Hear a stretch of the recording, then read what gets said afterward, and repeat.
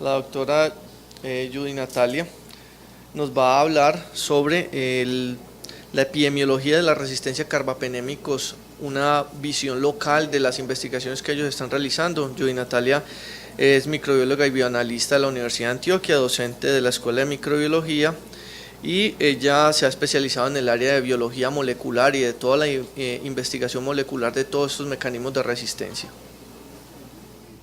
Bueno, buenos días, muchas gracias al doctor Juan Carlos por la invitación.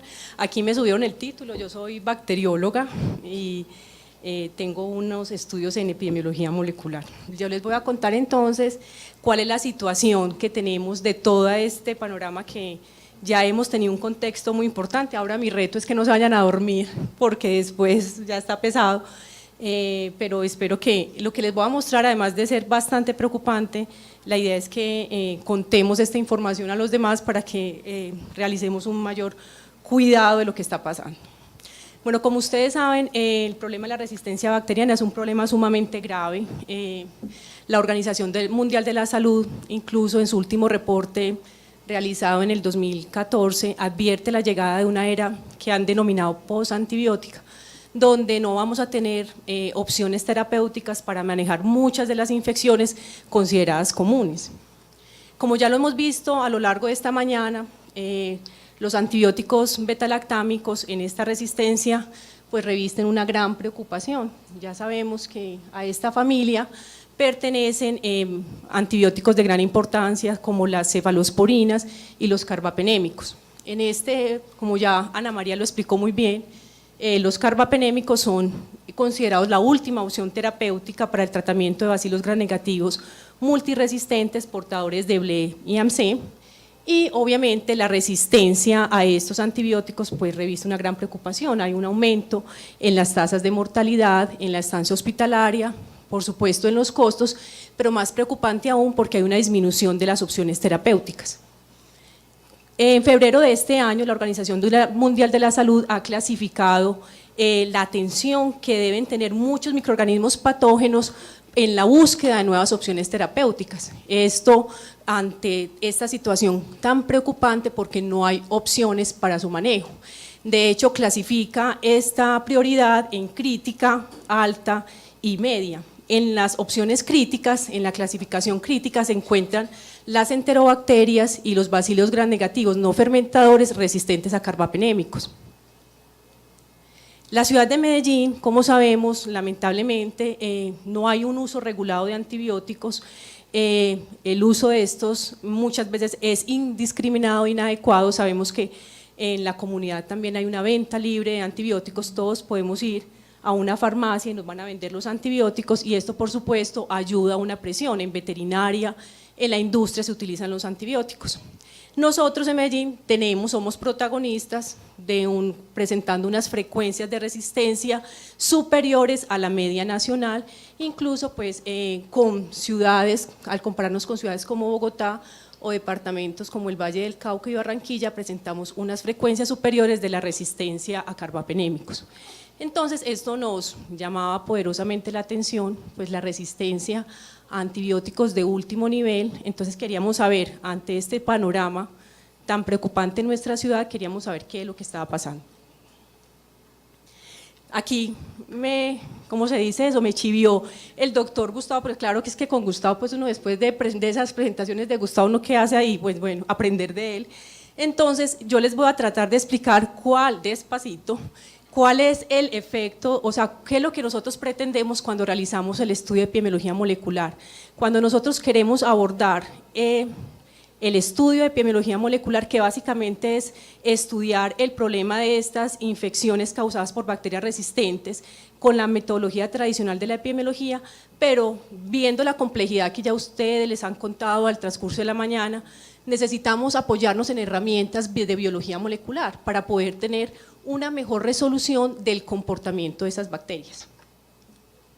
Entonces, la epidemiología molecular, aquí voy a hacer un paréntesis explicándoles las metodologías que utilizamos para poder comprender de mejor manera los resultados que hemos alcanzado. Básicamente, nosotros nos planteamos una epidemiología que denominamos epidemiología local, y lo que buscamos es comparar las cepas que encontramos en diferentes instituciones de nuestra ciudad y que son recolectadas, digamos, por un periodo corto de tiempo, y que al ser recolectadas en la misma ciudad, pues pensamos que son similares.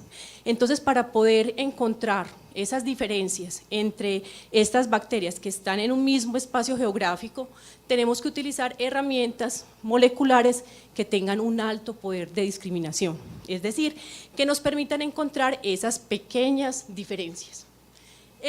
Aquí nosotros podemos utilizar herramientas como la electroforesis de campo pulsado o la red PCR, que lo que busca básicamente es encontrar secuencias repetidas. Entonces aquí lo que nosotros encontramos es como la huella genética de una bacteria, y que nos permite entonces, cada una de ellas va a tener esta huella genética, y luego nosotros nos vamos a comparar, nosotros no, ya me creo bacteria, comparamos las bacterias y miramos qué tan similares son.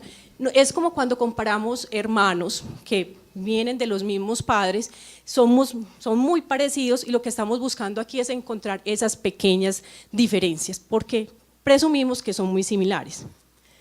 Adicionalmente, debemos realizar una epidemiología global, es decir, lo que buscamos es comparar lo que tenemos a nivel local con lo que se ha encontrado en otros lugares del mundo, porque nosotros tenemos que saber, bueno, lo que encontramos aquí se parece a lo que se está reportando en Estados Unidos o en Europa, y para eso entonces utilizamos ya, como de hecho ya partimos, que son, podemos encontrar grandes diferencias. Entonces aquí ya utilizamos metodologías no tan discriminatorias, sino más conservadas, que lo que vamos a mirar son en qué se parecen, vamos a buscar esas semejanzas. Y para ello utilizamos entonces evaluar genes que son conservados, que no cambian tanto entre esas bacterias, que son genes constitutivos, que la bacteria no va a modificar mucho. Dentro de esas metodologías, la más utilizada es el MLST, que es la tipificación de varios loci, de varios genes que son constitutivos, y básicamente lo que nos va a dar es un tipo de secuencia y un complejo clonal o un grupo clonal, como Gustavo nos lo explicó, que decía cómo un grupo ya de organismos, por ejemplo, corruptos, si eran los corruptos, y podrían llegar, o los de interbolsa podrían ser un grupo clonal. Aquí un equipo de bacterias que comparten ciertas características van a ser ese grupo clonal. ¿Por qué es importante cómo utilizamos estas herramientas de biología molecular para el apoyo, la vigilancia de la resistencia bacteriana? Básicamente, una vez encontramos con esas herramientas que utilizamos que las bacterias son diversas, que hay muchos cambios en la población que estudiamos, podemos suponer que ellas están cambiando por una presión de antibióticos. Y en ese sentido, cuando el escenario que encontramos es esa diversidad, debemos entonces establecer estrategias enfocadas al uso racional de antibióticos. En el otro escenario, si por el contrario encontramos que las bacterias son muy similares o clonales, entonces esto nos está hablando de que hay una diseminación exitosa, y en este caso debemos buscar estrategias que tiendan a bloquear esa diseminación. Ahora sí, ¿qué hemos encontrado en Klebsiella? Ya muy bien, tanto Gustavo como Ana María nos han contado cómo Klebsiella pneumoniae es una de las bacterias más exitosas resistentes a carbapenémicos. Tenemos una alta diseminación a nivel mundial. En Medellín también, Antioquia y Medellín, para el momento de cuando realizamos el estudio, presentaban unas frecuencias muy altas de Klebsiella pneumoniae resistentes a carbapenémicos cuando nos comparamos con el promedio nacional. Ya esto también se los mostró Ana María. Básicamente recordemos que en Klebsiella pneumoniae cada bacteria tiene un comportamiento diferente. Entonces vemos como en Klebsiella pneumoniae el mecanismo de resistencia más importante a carbapenémicos son la presencia de enzimas, las carbapenemasas, y dentro de ellas la KPC. Y vemos cómo Ana María nos mostraba cómo ha sido el comportamiento en nuestra ciudad, donde inicialmente en el 2006 se dio el primer reporte, en el 2008 de KPC3, y posteriormente veíamos KPC en diferentes grupos bacterianos, incluso posteriormente en pseudomonas. Colombia considera un país endémico y Medellín también.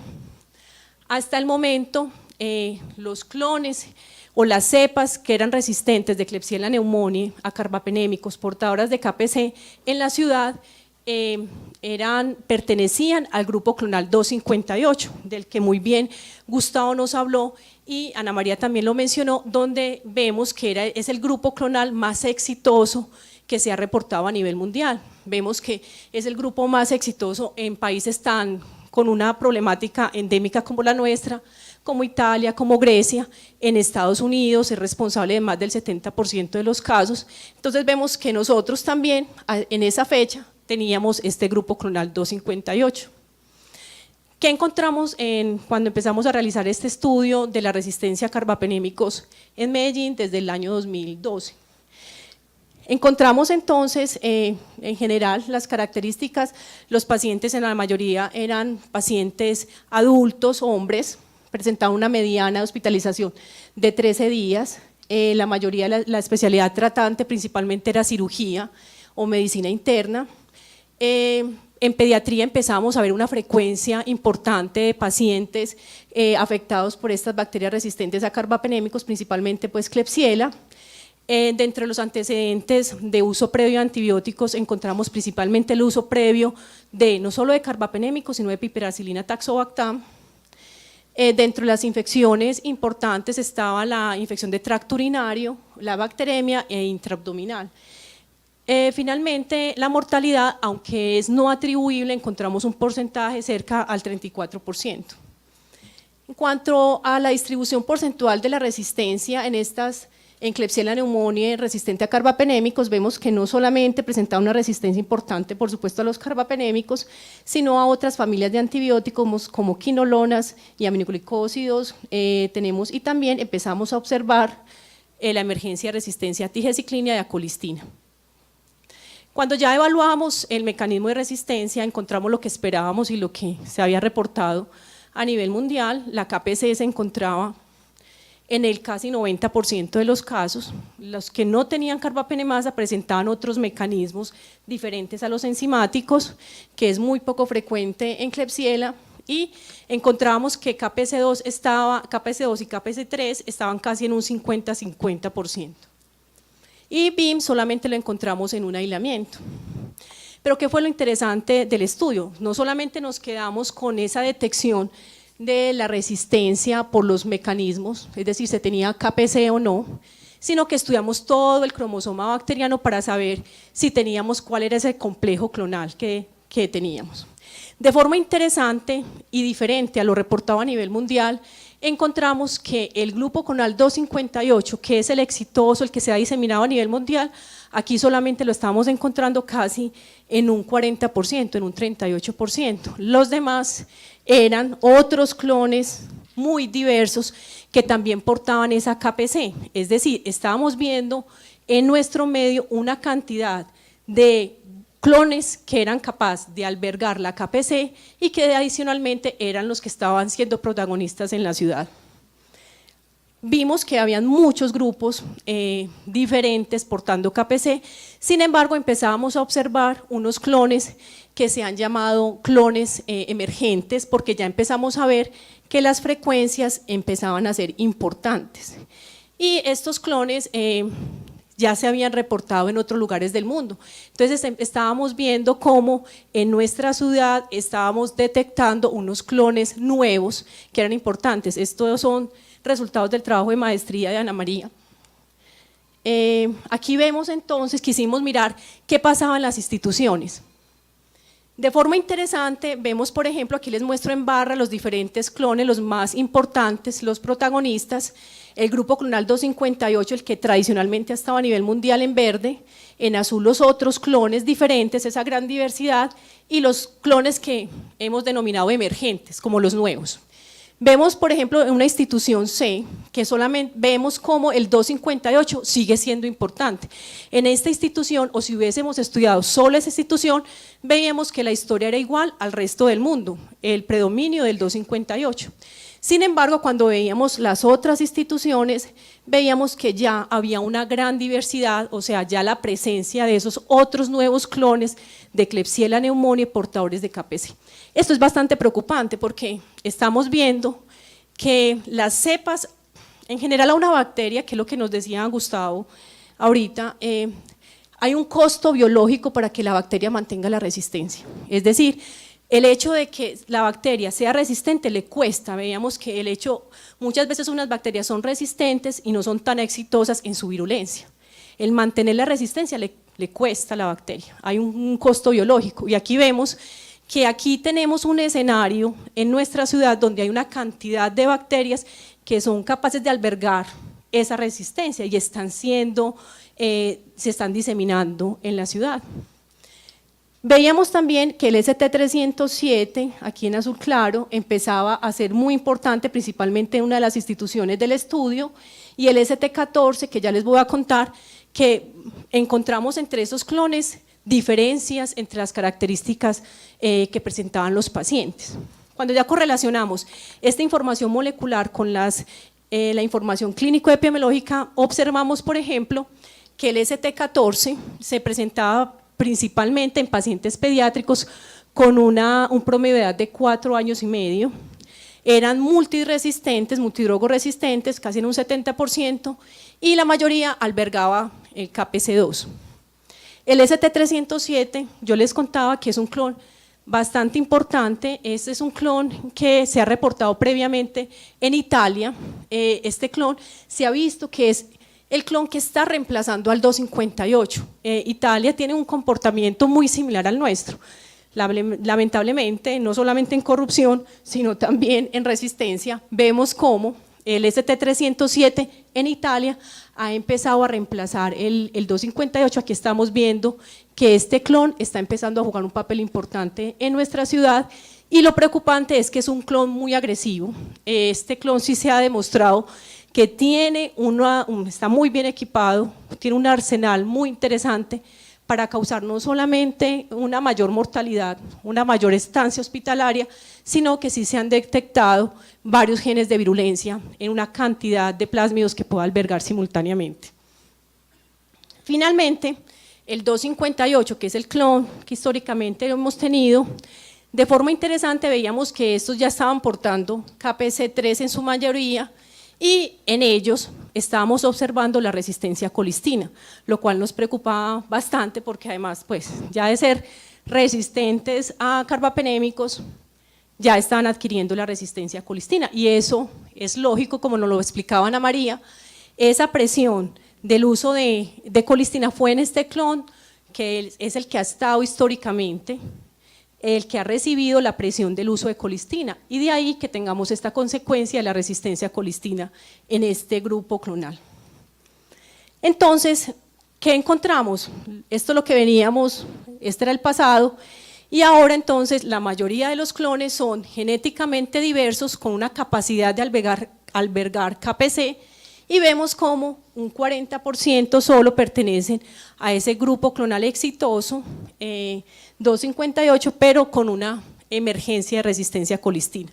O sea, un panorama bastante preocupante. Quisimos entonces mirar cuáles eran esos factores de riesgo que presentaban los pacientes para la adquisición de infección por Klebsiella pneumoniae, resistentes a carbapenémicos y resistentes a colistina. En esta población de estudio realizamos un estudio, valga la redundancia, de casos y controles. Los casos eran entonces pacientes infectados por Klebsiella pneumoniae resistente a carbapenémicos y a colistina, y los controles resistentes a carbapenémicos pero sensibles a colistina. Vemos, por ejemplo, los tipos de infección, los mismos que hemos encontrado en la mayoría de los estudios: infecciones de tracto urinario, bacteriemia, infección intraabdominal.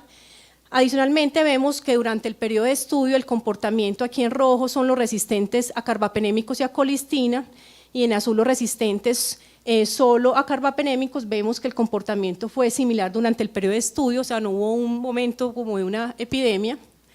¿Qué encontramos? Así para resumir, al hacer el análisis bivariado, encontramos que en los pacientes infectados con Klebsiella resistente a colistina y a carbapenémicos, el tiempo a riesgo, es decir, el tiempo que el paciente estuvo expuesto para adquirir la infección fue mayor en los pacientes con resistencia a colistina y a carbapenémicos comparados con los pacientes infectados por resistentes a carbapenémicos y sensibles a colistina. De otras características importantes, entonces, observamos una diferencia estadística significativa en el uso previo de colistina en los pacientes con resistencia a colistina.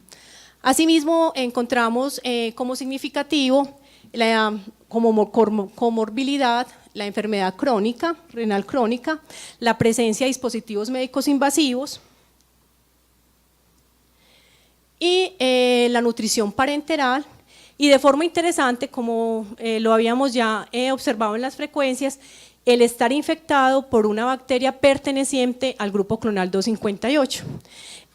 Al hacer el análisis multivariado encontramos que las variables que seguían explicando los factores de riesgo eran entonces el tiempo a riesgo, el uso previo de colistina con un OR muy alto de 9, el uso de ventilación mecánica de 3 y el estar infectado por el grupo clonal 258. Recordemos que Ana nos explicaba que el 258 tenía unos cercanos, entre ellos el 512, que hace parte del grupo clonal 258. Entonces, estos son los factores que encontramos que explicaban esa resistencia tanto a carbapenémicos como a colistina.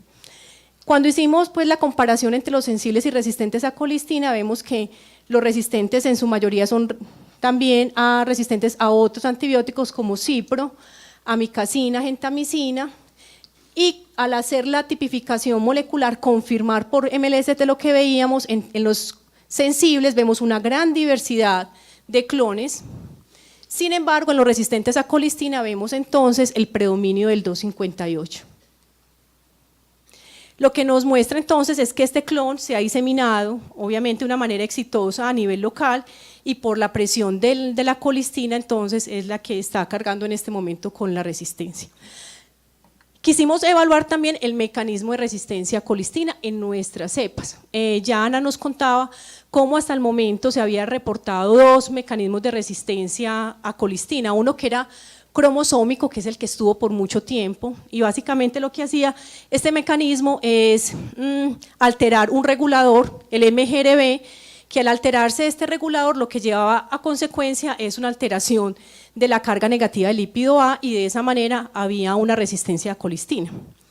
Y el otro mecanismo que fue descrito hace poco más de un año, donde el mecanismo de resistencia se diseminaba en plásmidos, que es el gen MCR1, que se encuentra, MCR1 y MCR2, que ya se han descrito varios, que se encuentra en plasmio. ¿Qué encontramos?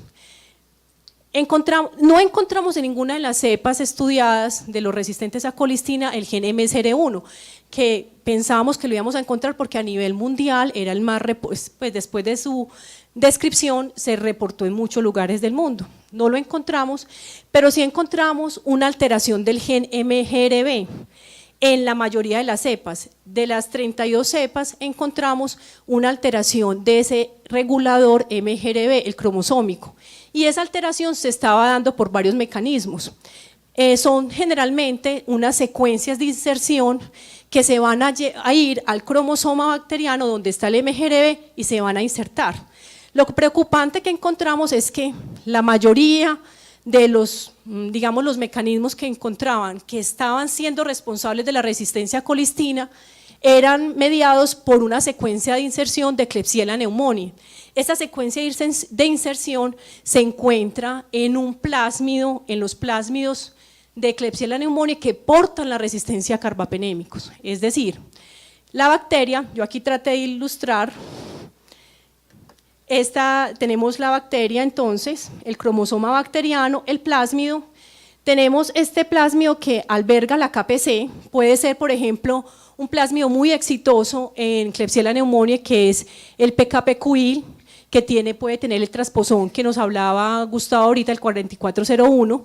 Este plásmido entonces tiene el gen de resistencia a KPC, pero adicionalmente tiene esta secuencia de Klebsiella pneumoniae 25, y lo que nosotros pudimos ver que esta secuencia pasaba al cromosoma bacteriano y se insertaba en un sitio específico del regulador, llevando a la resistencia a colistina.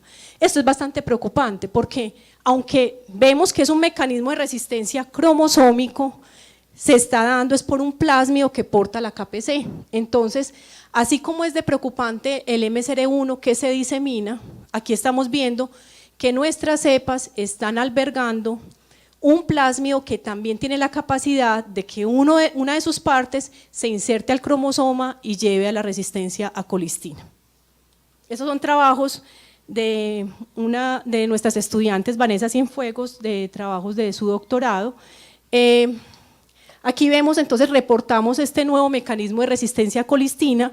Vemos como la mayoría de las cepas entonces tenían esa secuencia de inserción que les acabo de comentar, y como todos pertenecían al grupo clonal 258, que es bastante preocupante. Entonces, lo que estábamos viendo, y al encontrar que todos pertenecían al mismo grupo clonal 258, que tenían el mismo elemento genético que estaba siendo responsable de la resistencia, estábamos confirmando que había una diseminación clonal de estas cepas de Klebsiella pneumoniae resistentes a colistina, resistentes a carbapenémicos y resistentes a colistina. Esto lo comprobamos también. Yo les decía que para tener como no solamente la epidemiología global, comparar nuestras cepas con lo demás, queríamos ver si esas cepas eran tan similares, si eran tan iguales, y efectivamente realizamos campo pulsado. Como les digo, cada uno de estos son como las huellas. Este es el punto de corte y vemos que estas cepas de las que estamos hablando son estrechamente relacionadas, absolutamente diseminadas, confirmando entonces así la expansión clonal de Klebsiella pneumoniae resistente a carbapenémicos, resistentes a colistina. Como conclusión entonces encontramos cuáles son los factores que contribuyen a la resistencia a carbapenémicos y colistina en nuestro medio, principalmente el uso previo de colistina, la infección por un clon exitoso como el grupo pertenecer al grupo clonal 258, en este caso el ST512, el mayor tiempo de exposición o tiempo a riesgo y la ventilación mecánica. Ya como les he mencionado, el uso previo de colistina favoreció la selección de cepas resistentes y que probablemente esta cepa se diseminó a los otros pacientes. Esa es la teoría que tenemos. Y cómo entonces el monitoreo de cepas resistentes utilizando estos métodos de biología molecular pues nos han ayudado a la identificación rápida de clones que pueden ser de alto riesgo y que nos permitiría establecer estrategias de control más adecuadas. De una manera corta les voy a contar una situación con Pseudomonas aeruginosa.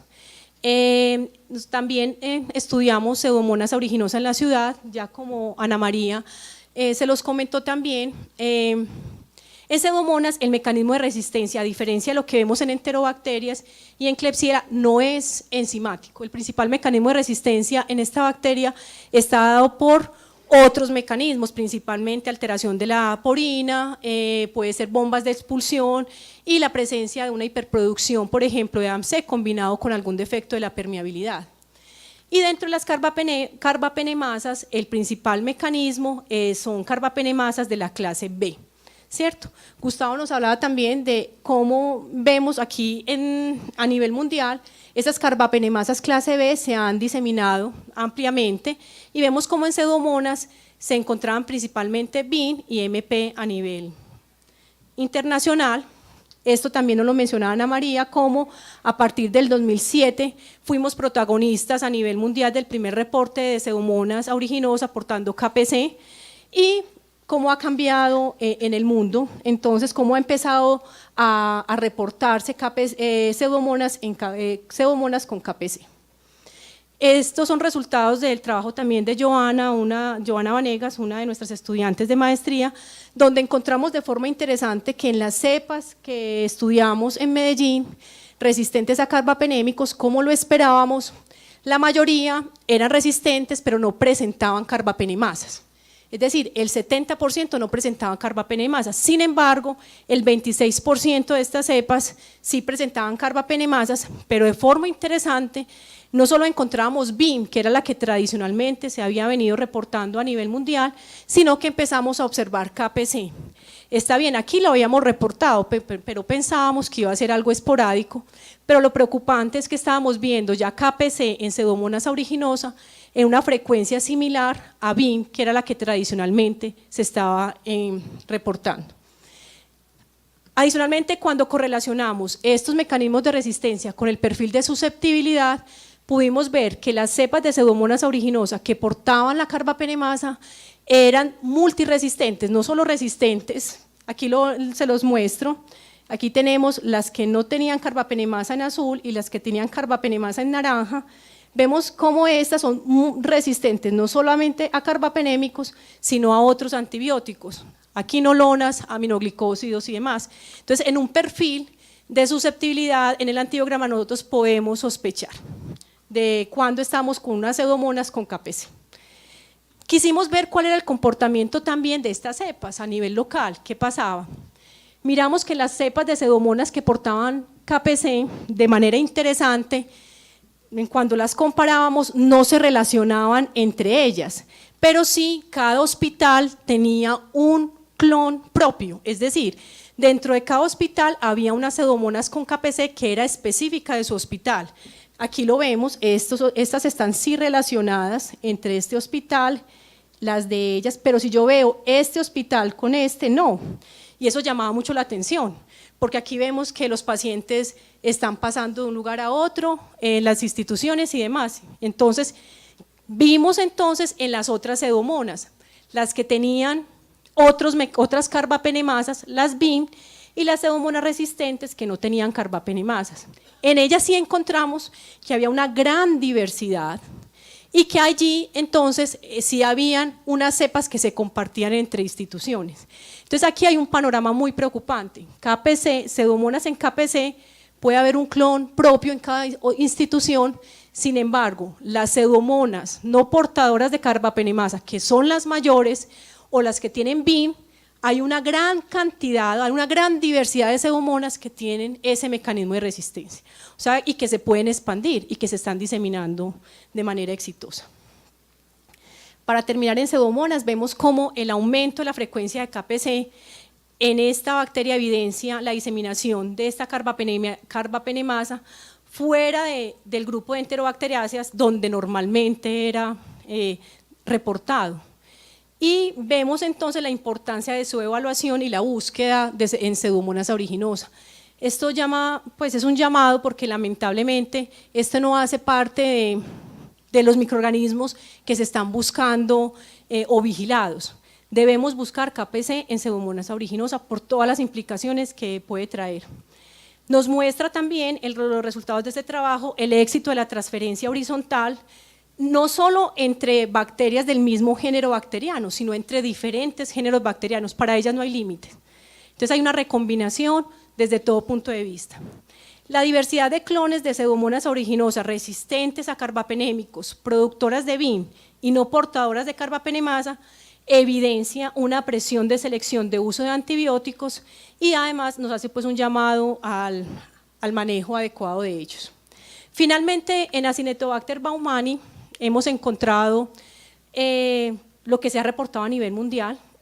Acinetobacter baumannii, el principal mecanismo es principalmente por la presencia de enzimas del tipo OXA, OXA 23, OXA 51, pero sí encontramos algo interesante, es que normalmente Acinetobacter ha sido relacionado con infecciones a nivel de neumonía y demás, sin embargo aquí nosotros lo encontramos en una frecuencia importante causando infección en piel y tejidos blandos. Entonces es algo que también es novedoso como una parte de nuestra epidemiología local.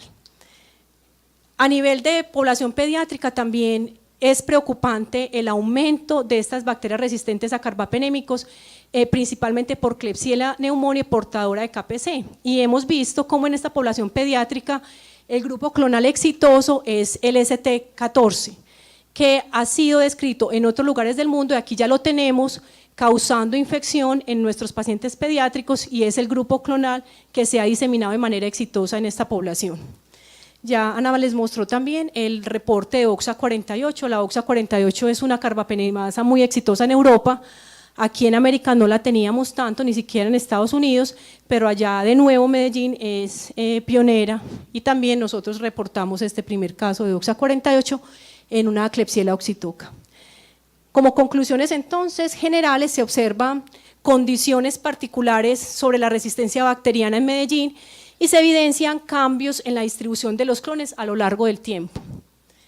Vemos cómo hay una emergencia de nuevos clones, hay una alta diversidad, estamos viendo que están llegando nuevos clones y esto nos está hablando de una alta presión de selección, de uso de antibióticos y debemos entonces dirigir las estrategias hacia el uso racional de antibióticos y a las políticas que conduzcan a ello. De otro lado, estamos viendo también la diseminación de clones exitosos, como el grupo clonal 258, que es responsable de la resistencia a carbapenémicos y a colistina, y esto nos habla del éxito de la transferencia horizontal y de ahí la necesidad del fortalecimiento de medidas de control de infecciones, principalmente de contacto.